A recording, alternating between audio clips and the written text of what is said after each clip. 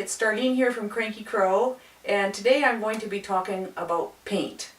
I'm not going to be talking about brushes, and I'm not going to be talking about actually how to transfer images or clean the walls. That's going to be for another video, but today I'm just going to talk about different kinds of paint that you can use either on a wall or on a canvas. So the first thing I'd like to do is just step out of the way, and then you can take a better look. Maybe our video can kind of zoom in on some of the parts of this mural so you can see that it's actually a whole grouping of monsters, and they're obviously standing up on different hills, and there's some kind of purple rusty colored clouds up in the air, and you know they're either waving or skateboarding or whatever it is they're doing. And please note that the background was very simple. I didn't actually paint all the walls first. I used the cream color that was already on the wall, and then I just kept it very, very simple. Your wall should be very clean. We'll talk about that at another time, but let's just assume that you've cleaned the wall, you've gone ahead and transferred your image, and you're painting. And what kinds of paint are you going to use? So you actually have two choices. One is going to be very cheap paints from the dollar store, and you can get paints. For example, I got what are these things? I got all these deco arts at my local craft store, and they were very, very reasonably priced. And then I think I got a lot of the other ones at Michael's. So I got a whole ton of them, and I just wanted to see how all of these craft paints would look on a mural. So this entire mural has actually been painted just with craft paint. So if you're looking for a reasonable way to afford to, you know, buy all these paints, put this mural up, craft paint definitely is a possibility for you. The other possibility, of course, is tube paint, tube acrylics.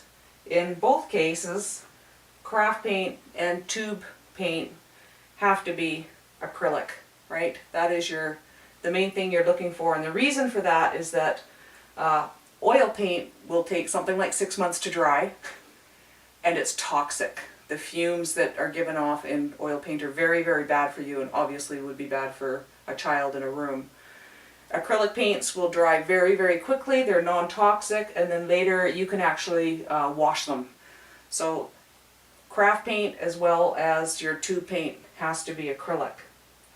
But there's something that's really important about painting on walls, and you really, really shouldn't miss this step, and that is to use this stuff. This stuff is called acrylic gesso.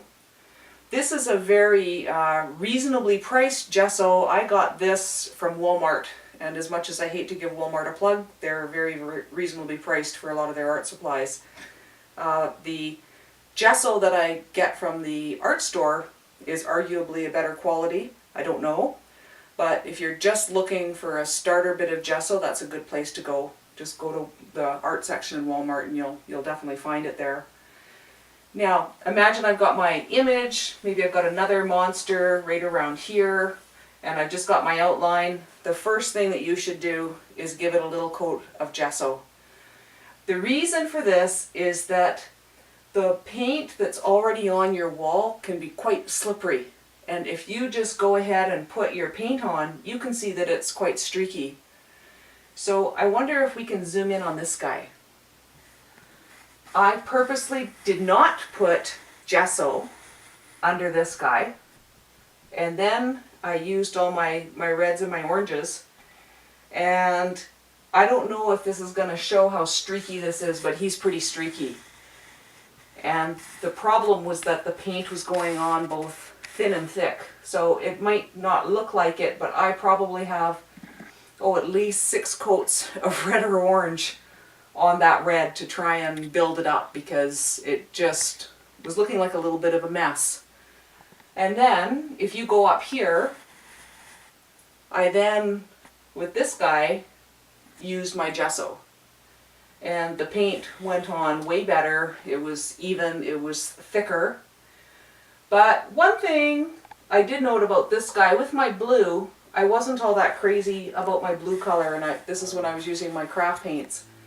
And then at that point I thought, well, I kind of like my tube acrylic color better, and I got my tube acrylic out and I did use him for a little bit of highlights. So when we get to a technique video and actually how to paint, you'll see what I mean by blending and putting in light and dark. But just know that for your purposes, you can use craft paint, you can use acrylic tube paint, and you can use a combination of the two. Now, as for the background, I mentioned earlier that this is just two very simple colors, and it is. These were also just the craft paint, these things, and I just took a rust color and a purple color and I watered them down, and I just did very, very simple washes. And again, that'll be for another technique video, but please know that you don't have to paint the background of your whole wall. If you are going to paint the background of your whole wall, instead of using acrylic gesso, once your whole wall is cleaned, like maybe then you want to paint a blue sky and whatever color for the lower part, you should just get primer, wall primer for your whole wall or for your whole room or however much you're using. You can probably use primer just for the images instead of buying your gesso, but I have not tried that personally, and I just end up using gesso because I'm just doing the characters. But gesso is basically the same idea as primer, right? Okay, I've been talking quite a bit about paints for the wall. Now I'd like to talk about something else.